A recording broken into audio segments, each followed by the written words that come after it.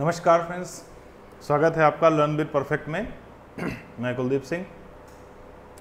आज हम आपको यूपी टेट के एक महत्वपूर्ण टॉपिक बाल विकास की अवस्थाओं के बारे में चर्चा करेंगे। तो आज का टॉपिक रहेगा बाल विकास की अवस्थाएं।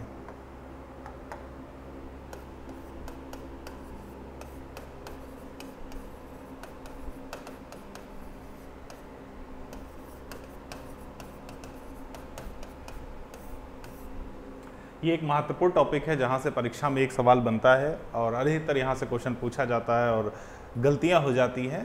तो let's continue the stage of child development. बाल विकास की अवस्थाएं हम पढ़ते हैं। देखिए, यहाँ पर शब्द लिखा है बाल विकास। इसका मतलब पिछली कक्षा में हम आपको बता चुके हैं कि जो शब्द होता है बाल यानी बालक और प्लस विकास, इन दोनों को अगर हम समझ लें तो हमें पता हो जाएगा कि हम किस अवस्था की चर्चा करने वाले हैं। तो गाइस, बालक का मतलब होता है गर्भ से लेकर 18 वर्ष, यानी जिस दिन बच्चा गर्भ में आता है उस दिन से लेकर 18 वर्ष तक जो एज होती है उसे हम बालक कहते हैं। और जो विकास शब्द है इसका मतलब सीधा सीधा परिवर्तनों से होता है, यानी चेंजेस से होता है। तो इसका मतलब ये हुआ कि गर्भ से लेकर 18 साल तक जीवन में होने वाले परिवर्तनों को बाल विकास कहा जाता है। और बाल विकास की अवस्थाओं में हम लोग कितनी अवस्था तक की स्टडी करेंगे? गर्भ से लेकर 18 वर्ष तक। तो यानी कि 0 से लेकर 18 वर्ष तक की अवस्थाओं को हम लोग स्टडी करेंगे। और मुख्य रूप से अगर देखा जाए तो 0 से लेकर 18 वर्ष तक की स्टेज, वैसे तो अगर आप देखें तो शुरुआत के जो 0 to 9 मंथ होता है, 9 माह, ये गर्भावस्था का काल होता है। ये गर्भावस्था का काल होता है। इसके बारे में हमें नहीं पढ़ना है क्योंकि इसके बारे में कोई क्वेश्चन भी नहीं बनता है और ना ही हमें ये बेकार की चीज़ें पढ़नी है। हमें पढ़ना है जन्म से लेकर और 18 वर्ष तक। तो जन्म से लेकर 18 वर्ष तक जो बच्चे का डेवलपमेंट होता है, जो बच्चे का विकास होता है, उसे मुख्यतः हम 3 पार्ट में डिवाइड कर लेते हैं। वो 3 पार्ट कौन से हैं? The first part is infancy stage, शैशवावस्था। यानी सबसे पहली स्टेज कौन सी हो गई? इन्फेंसी स्टेज, शैशवावस्था। सबसे पहले हम लोग शैशवावस्था के बारे में चर्चा करेंगे। उसके बाद हम लोग चर्चा करेंगे बाल्यावस्था के बारे में, यानी कि चाइल्डहुड के बारे में। और देन हम लोग चर्चा करेंगे most important stage of life, किशोरावस्था। किशोरावस्था के बारे में, एडोलसेंस के बारे में हम लोग चर्चा करेंगे। तो ये 3 अवस्थाएं हमें पढ़नी है। मैंने आपको बताया कि गर्भावस्था बाल विकास के अंतर्गत तो आती है, लेकिन उसकी स्टडी नहीं हमें करनी है बिकॉज वहां से क्वेश्चन कोई बनता नहीं है। हमें पढ़ना है इन्फेंसी, चाइल्डहुड एंड एडोलसेंस, यानी कि शैशवावस्था, बाल्यावस्था और गर्भावस्था। तो यहाँ से गाइस एक सवाल बनता जरूर है, चाहे आप यूपी टेट की परीक्षा दें, चाहे आप सीटेट की परीक्षा दें, तो इस जो है टॉपिक से क्वेश्चन बनता है। तो चलिए हम लोग इसको थोड़ा सा अच्छे से पढ़ लेते हैं।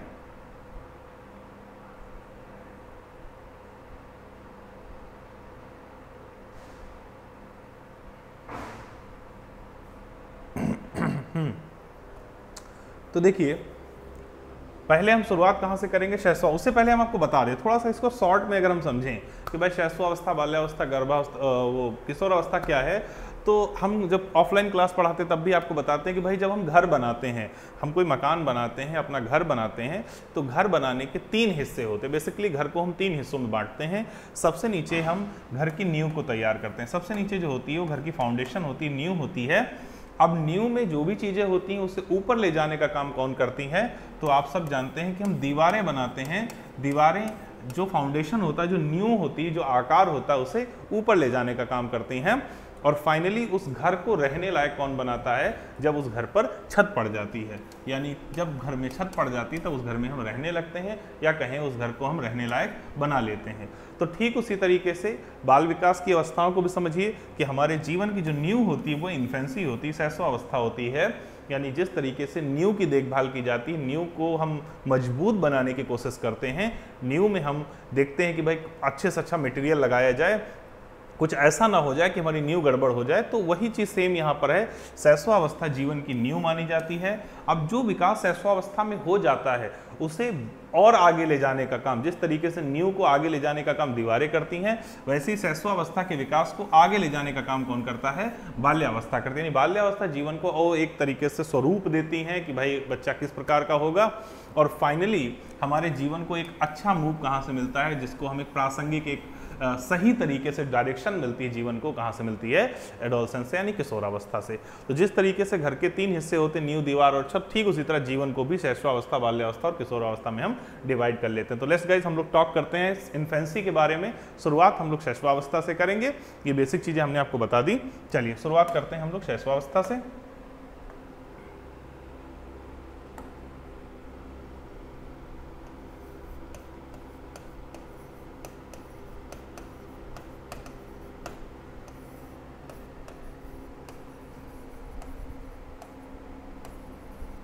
इन्फेंसी, देखिए इसके बारे में कुछ इसकी डेफिनेशन है। जो सबसे फेमस चीज पूछी जाती है या बताई जाती है वो क्या है कि शैशवावस्था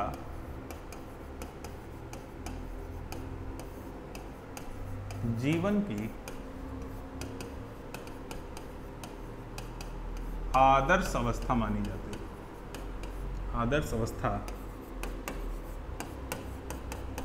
मानी जाती है। गाइज यहाँ पर आदर्श शब्द जो लिखा है, यहाँ पर एक शब्द लिखा है आदर्श अवस्था। आदर्श का मतलब क्या होता है? तो हम सभी लोगों को पता है, आइडियल, जिसे फॉलो किया जाए। तो अभी मैंने बताया कि हमारा जो घर बनता है वो घर किसे फॉलो करता है? तो आप सभी लोग जानते हैं, नींव को फॉलो करता है। जिस तरीका, अगर नींव का स्ट्रक्चर इस तरीके से, तो घर भी कैसा बनेगा? इसी टाइप से बनता है। तो ठीक उसी तरीके से जो फाउंडेशन हमारे जीवन का होता है वो क्या होता है? इन्फेंसी होती है।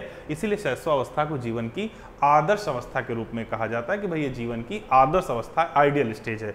इसकी कुछ डेफिनेशन हमारे पास हैं। चलिए उन डेफिनेशन को हम आपको बताते हैं।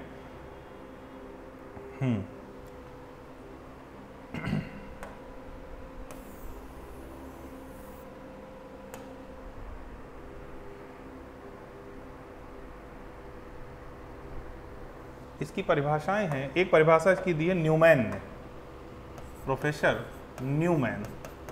और न्यूमैन क्या कहते हैं? बालक के शैशवावस्था जीवन का सबसे महत्वपूर्ण काल है। न्यूमैन की परिभाषा है शैशवावस्था जीवन का सबसे महत्वपूर्ण काल है। यानी सबसे इंपॉर्टेंट टाइम न्यूमैन ने किसको माना है? इन्फेंसी को। एक परिभाषा एडलर की है, डेफिनेशंस हैं, लिख देता हूं, पूछी जा सकती हैं। एक डेफिनेशन एडलर की है। एडलर कहते हैं कि बालक के जन्म के कुछ माह बाद ही निश्चित किया जा सकता है। बालक के जन्म के कुछ माह बाद ही यह निश्चित किया जा सकता है, निश्चित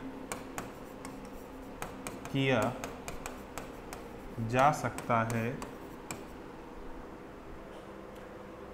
कि जीवन में उसका क्या स्थान है। जीवन में उसका क्या स्थान है। यानी बहुत महत्वपूर्ण परिभाषा है कि भाई एडलर कहते हैं कि कुछ समय के बाद, यानी जन्म से कुछ समय के बाद ही ये कहा जा सकता है कि जो है जीवन में उसका क्या महत्व है। एक परिभाषा वैलेंटाइन की है।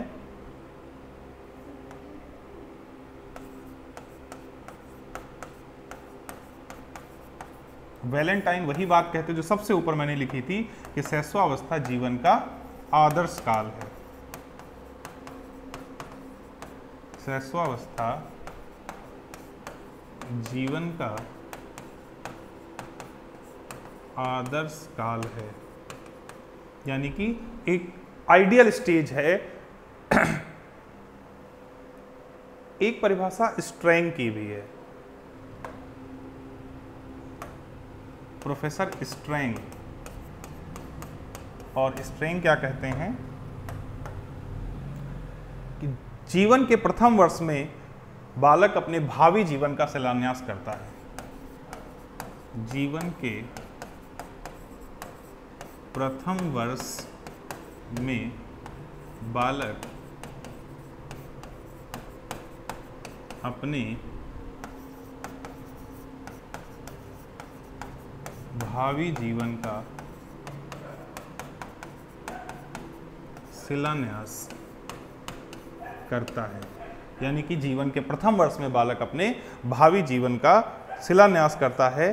फ्रायड कहते हैं बालक को जो कुछ बनना है, सारी डेफिनेशन लिख देता हूँ फिर एक एक करके समझाता हूँ क्योंकि डेफिनेशन याद नहीं रहती इसलिए देख देख के लिखना पड़ रहा है। फ्रायड कहते हैं बालक को जो भी बनना है वह प्रारंभ के 4 वर्षों में बन जाता है। एक डेफिनेशन है। एक डेफिनेशन है गुड इनफ के अनुसार।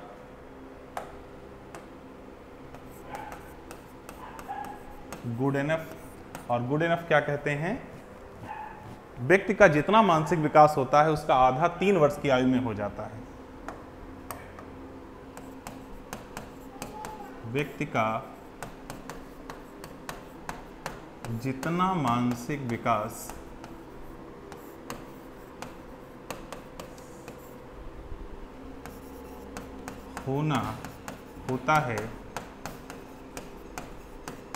है उसका आधा 3 वर्ष में हो जाता है। एक डेफिनेशन, तो ये डेफिनेशंस हैं जो आपको याद करनी है शैशवावस्था के बारे में। चलिए एक एक डेफिनेशन पर चर्चा होगी, फिर आगे हम आपको बताएंगे। शुरुआत से बात को हम फिर से रखते हैं, अभी तक जो मैंने बताया उसको शुरुआत से जरा समझिएगा। देखिए गाइज, यहाँ सीधी सीधी आपकी बात बताई कि भाई शैशवावस्था जो है वो जीवन का आधार होती है, जीवन की नींव होती है। हम जीवन में क्या करेंगे, कितना बेहतर करेंगे, या कोई समस्या हमारे सामने आएगी, तो ये सारी चीज़ें जो है हमें शैशवावस्था डिसाइड कर देती है। इसीलिए शैशवावस्था को जीवन की आदर्श अवस्था कहा जाता है। अगर आपसे पूछा जाए कि भाई समाजीकरण की आदर्श अवस्था क्या है, जीवन की आदर्श अवस्था क्या है, या बालक के जीवन की आदर्श अवस्था किसे कहते हैं, तो आपका आंसर होगा शैशवावस्था। अब शैशवावस्था को लेकर कुछ मनोवैज्ञानिकों की परिभाषा, पहली परिभाषा न्यूमैन की यहाँ पे लिखी हुई है, और न्यूमैन कहते हैं शैशवावस्था जीवन का सबसे महत्वपूर्ण टाइम पीरियड है, सबसे महत्वपूर्ण काल है। तो न्यूमैन की परिभाषा कहती है कि हमारे जीवन में सबसे महत्वपूर्ण समय जो है वो शैशवावस्था होती है। एक परिभाषा यहाँ एडलर की है। एडलर कहते हैं बालक के जन्म के कुछ महीने बाद ही यह निश्चित किया जा सकता है कि जीवन में उसका क्या स्थान है। यानी कि बच्चे का जन्म हुआ उसके कुछ महीने बाद ही हम यह डिसाइड कर सकते हैं, हम निर्धारित कर सकते हैं कि जीवन में उसका क्या स्थान, यानी वो जीवन में क्या करेगा या उसको कौन सी समस्याएं आने वाली हैं। वैलेंटाइन की परिभाषा है शैशवावस्था जीवन का आदर्श काल है। जो बात मैंने शुरुआत में लिखी थी वो एग्जैक्टली डेफिनेशन किसकी, वैलेंटाइन की। प्रोफेसर स्ट्रैंग कहते हैं कि जीवन के प्रथम वर्ष में बालक अपने भावी जीवन का शिलान्यास करता है, यानी हम जीवन में क्या कर पाएंगे ये पहले साल ही डिसाइड हो जाता है, पहले साल ही इसके बारे में जो है शिलान्यास हो जाता है। फ्रायड की परिभाषा बड़ी मशहूर परिभाषा, बालक को जो भी बनना है वह प्रारंभ के 4 वर्षों में बन जाता है। यानी हमें अपने जीवन में क्या करना है, कितनी हमारी बुद्धि का विकास होगा, कितने हमारे चिंतन का विकास होगा, कितना हमारा शरीर का विकास होगा, ये सब 4 वर्षों में डिसाइड हो जाता है।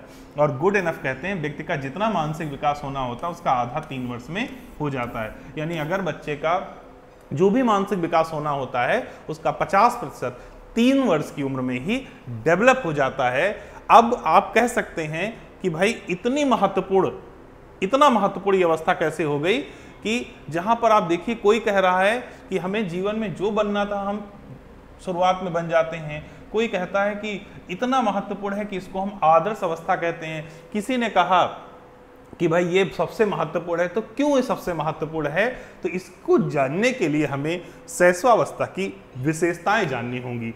तो एक सवाल हो सकता है परिभाषा से बने, लेकिन जो ज़्यादा क्वेश्चन बनने के चांस होते हैं वो कहाँ से रहते हैं, शैशवावस्था की विशेषताओं से।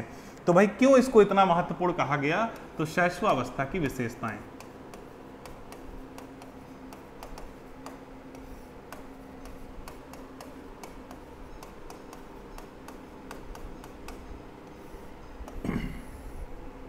चलिए शैशवावस्था की विशेषताओं पर चर्चा करते हैं।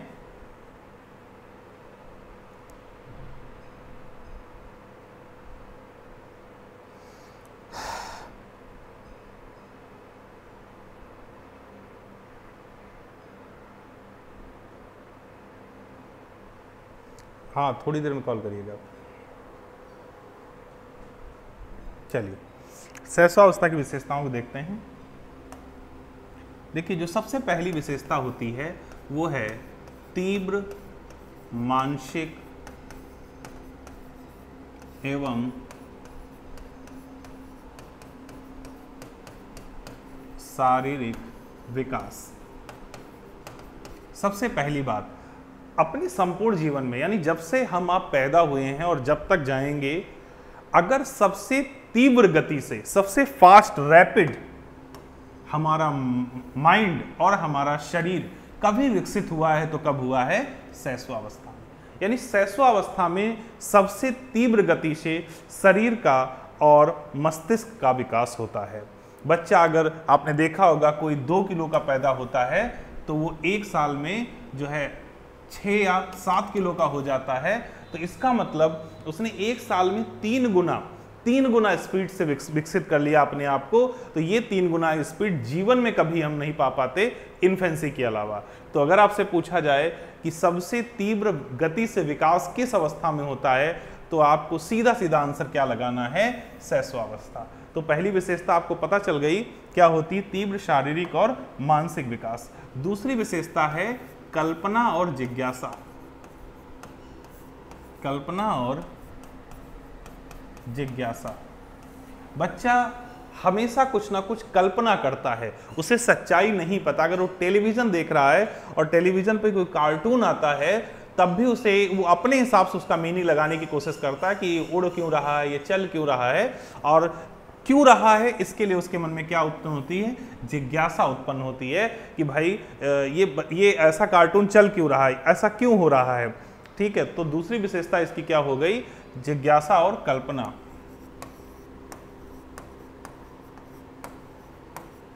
अनुकरण।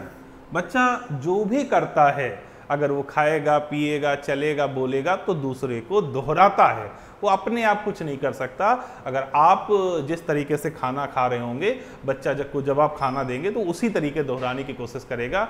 यानी बच्चा इमिटेट करता है, दोहराता है, अनुकरण करता है। ठीक है, तो दूसरी विशेषता इसकी जो हो गई वो क्या हो गई? अनुकरण। इसके बाद में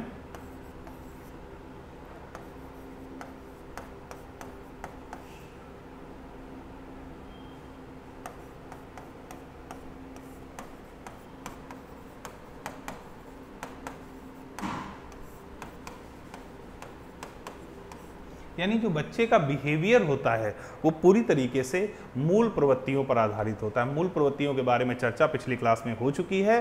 तो आप लोग जानते हैं कि जन्म से जो बच्चे के अंदर गुण होते हैं, बच्चा उन्हीं को बार बार करता है। जैसे कि आपने पढ़ा है कि उसको भूख लगती है, उसको नींद आती है, तो भूख लगना, नींद आना, ये सब क्या हैं? मूल प्रवृत्तियां हैं। तो बच्चे का व्यवहार किस पर होता है? मूल प्रवृत्ति पर होता है, आधारित होता है। 5वां है नैतिकता का अभाव।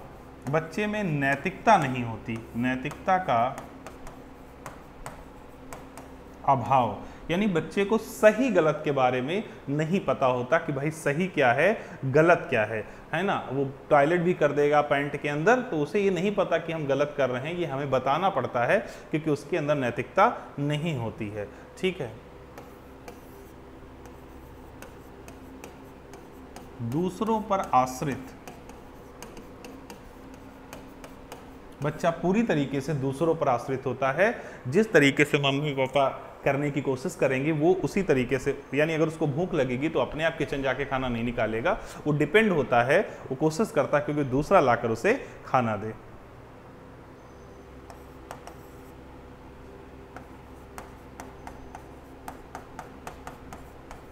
आत्मगौरव। बच्चे को अपने ऊपर गौरव होता है, उसे लगता है मैं जो कुछ बोल रहा हूँ, जो मैं कर रहा हूँ वो बिल्कुल सही है। यानी उसको अपने अंदर कोई फॉल्ट नज़र नहीं आती, उसे लगता है मैं जो कुछ कर रहा हूँ वो सब सही है, उसके अंदर आत्मगौरव का विकास होता है।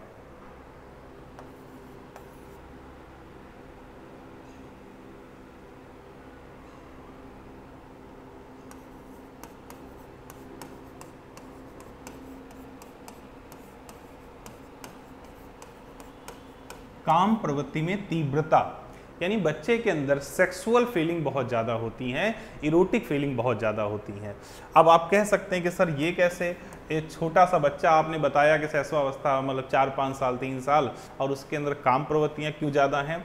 तो काम प्रवृत्ति इसलिए ज़्यादा है क्योंकि अगर हम आपको बताएं तो यहाँ पर कुछ थोड़ी देर के लिए आपको हम दूसरे सेगमेंट में ले चलते हैं, सिगमंड फ्रायड के सेगमेंट में। फ्रायड का मानना था कि जो बच्चे होते हैं उनका विकास 5 अवस्थाओं में होता है, बच्चों का विकास 5 अवस्थाओं में होता है, ऐसा सिगमंड फ्रायड का मानना था। जन्म से लेकर 1 साल तक जो बच्चा होता है वो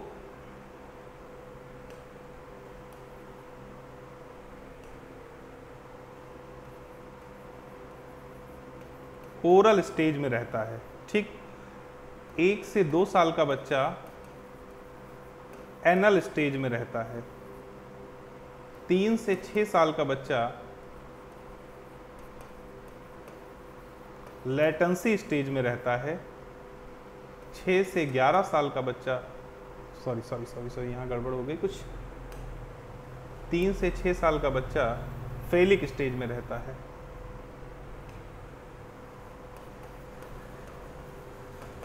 फेलिक स्टेज, और 6 से 11 साल का बच्चा लेटेंसी स्टेज में रहता है, और फिर 11 से 19 साल का बच्चा जेनिटल स्टेज में रहता है, ठीक। इनकी हिंदी भी समझ लीजिए क्योंकि कुछ लोगों को इंग्लिश में दिक्कत हो रही होगी। तो जो पहला है वो है मुखावस्था, दूसरी है गुदावस्था, तीसरी है कामुक अवस्था या जननेंद्रिय अवस्था, कुछ भी आप कह लीजिए, कामुक अवस्था, चौथी है लेटेंसी यानी कि यथास्थिति सुप्तावस्था, और चौथी है जननेंद्रिय अवस्था, जननेंद्रिय अवस्था। आराम से इसको समझिएगा। देखिए, जब बच्चा जन्म से लेकर 1 साल तक होता है तो फ्रायड कहते हैं कि बच्चे के शरीर में जो आनंद का केंद्र होता है, इसको ऐसे बीच में ले आते हैं, यानी कि जन्म से लेकर 1 साल तक जो बच्चा होता है उसके शरीर में उसके आनंद का केंद्र क्या होता है? उसका मुंह होता है। अगर 1 साल तक के बच्चे को देखेंगे तो हर चीज़ को मुंह में डाल लेता है। अगर उसको आप कोई सामान दे देंगे तो मुंह में डाल लेगा, अंगूठा भी मुंह में डाल लेगा, आप कुछ भी उसको देंगे मुंह में डाल लेगा, क्योंकि उसके आनंद का केंद्र क्या होता है? मुंह होता है, इसीलिए इसका नाम है मुखावस्था। लेकिन जो ही बच्चा 1 साल क्रॉस करता है तो उसके आनंद का केंद्र उसकी गुदा हो जाती है, यानी गुदा अवस्था। अब बच्चे को मल मूत्र त्याग करने में आनंद आता है। बच्चा दिन में कई बार लेटरिन जाता है, कई बार टॉयलेट करता है। तो 1 से 2 साल के बीच बच्चा किस स्टेज में रहता है? एनल स्टेज में। लेकिन जो ही बच्चा 3 साल का पहुंचता है, यही सवाल पिछली बार यूपी टेट में पूछा गया था, बहुत अच्छे से पढ़िएगा, यहाँ सवाल यूपी टेट का ये फेवरेट सेगमेंट है। जब बच्चा 3 साल का होता है तो उनके अंदर 2 ग्रंथियां विकसित हो जाती हैं। ग्रंथियां, अगर कोई लड़का है, बॉय है, तो उसके अंदर जो ग्रंथि डेवलप होती है वो होती है इडिपस कॉम्प्लेक्स, इडिपस कॉम्प्लेक्स। और अगर कोई लड़की है तो उसके अंदर डेवलप होता है इलेक्ट्रा कॉम्प्लेक्स, इलेक्ट्रा कॉम्प्लेक्स। ठीक, इसका मतलब क्या होता है? ये पिछली बार जो यूपी टेट में सवाल पूछा गया था, यही पूछा गया था कि भाई लड़कों में कौन सी ग्रंथि होती है, तो लड़कों में कौन सी ग्रंथि होती है? इडिपस कॉम्प्लेक्स, और लड़कियों में इलेक्ट्रा कॉम्प्लेक्स। ये क्या ग्रंथियां हैं? ये एक हार्मोनल ग्रंथि, इससे हार्मोन्स निकलते हैं। वैसे हम सबको पता है, चूंकि साइंस के बारे में इतनी जानकारी आप लोगों को है कि भाई ग्रंथियों से हार्मोन से निकलते हैं। तो जो लड़कियों में ग्रंथि होती है जिसका नाम है इलेक्ट्रा कॉम्प्लेक्स, ये ग्रंथि याद रखिएगा, लड़कियों में होती है। लड़कों में कौन सी ग्रंथि होती है? Oedipus complex. इनका काम क्या होता है? अब लड़कियों के इलेक्ट्रा कॉम्प्लेक्स से जो हार्मोन्स निकलता है, वो हार्मोन्स लड़कियों को माँ से दूर कर देता है, यानी लड़कियां अपनी माँ से, अपनी बहन से थोड़ी दूरी बना लेती हैं। और मनुष्य की प्रवृत्ति यह है कि जब वो एक लिंग से दूरी बनाता है तो दूसरे लिंग की तरफ आकर्षित होता है। तो यहाँ कहने का मतलब ये है कि 3 से 6 साल के बीच क्या होता है, लड़कियां जो है अपने पिता और भाई के प्रति आकर्षित हो जाती हैं, यानी उनको अच्छा लगता है पापा के साथ रहना, भाई के साथ रहना। तो लड़कियां पिता और भाई की तरफ आकर्षित होती हैं और जो लड़के हैं वो बहन और माँ की तरफ आकर्षित होते हैं। क्यों? क्योंकि उनके अंदर ये 2 ग्रंथियां पाई जाती हैं। अगर लड़का है तो इडिपस कॉम्प्लेक्स और लड़की है तो इलेक्ट्रा कॉम्प्लेक्स। फिर समझिएगा, जब बच्चा 3 साल का होता है तो उनके अंदर 2 ग्रंथियां विकसित होती हैं। लड़कियों के अंदर इलेक्ट्रा कॉम्प्लेक्स, जिसके कारण वो अपने पापा, अपने भाई से प्यार करने लगती हैं, और लड़कियों के अंदर इडिपस कॉम्प्लेक्स, जिसके कारण वो अपने मम्मी और बहन को बहुत ज़्यादा उनके साथ रहना चाहते हैं। और जब विपरीत लिंग के साथ हम रहना चाहते हैं तो इसी को कामुकता कहते हैं। इसी को क्या बोलते हैं? कामुकता। और हमने आपको यहाँ पर ये बताया था काम प्रवृत्ति में तीव्रता कब आती है? शैशवावस्था में। तो अब आप समझ गए होंगे क्यों हमने वो लिखा था, क्योंकि यहाँ पर वो 2 ग्रंथियां बच्चे के अंदर डेवलप हो जाती हैं जो उसे कामुक बना देती हैं। ओके, लेकिन यहीं पर और कई चीजें समझ लीजिए।